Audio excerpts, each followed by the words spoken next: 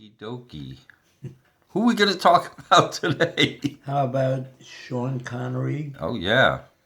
007? Yeah. I was sent to pick him up at the airport and become his bodyguard for the making of a movie called A Fine Madness. Now, he was #1 box office. I was so thrilled because I had seen Dr. No and With Russia from Love.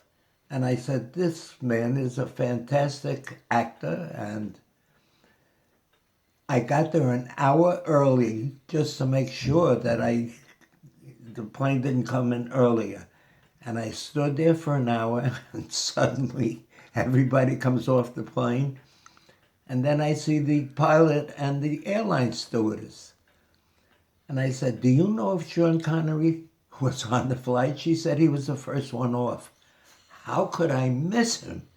I was so amazed. And then I see a guy with no hair, tattoos all over his arms, and I recognized that it was him. And I ran up to him. He was so angry looking. And I said, Mr. Bond, I am so sorry. And he said to me, fucker, don't ever call me that name again, because he was having a fight with the producers, Salzman and Broccoli. So I apologized. And I got along fine with him. He's a man's man. He's a delight. And the biggest thrill I ever got, my grandson, no, it was my son. My son was, I think, 12. And he left his book, The Cat in the Hat by Dr. Seuss, on the back ledge of my car.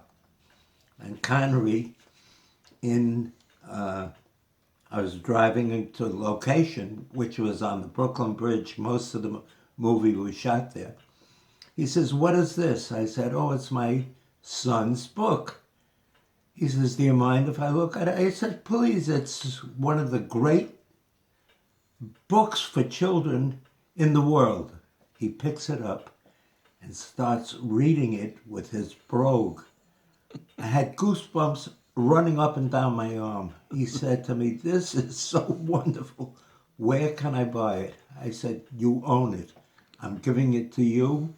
And I said, I'm so glad that I heard. I said, why don't you do audiobooks? You have such a wonderful speaking voice. He said, I'm too busy doing other things. And he did a couple of those. So I took him, drove him from the airport to a house on 82nd Street and Lexington Avenue, a brownstone house.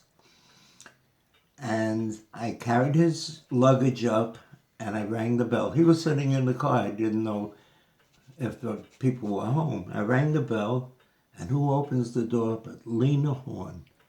Lena Horne's daughter was married to a white Jewish guy. I can't think of his name right now.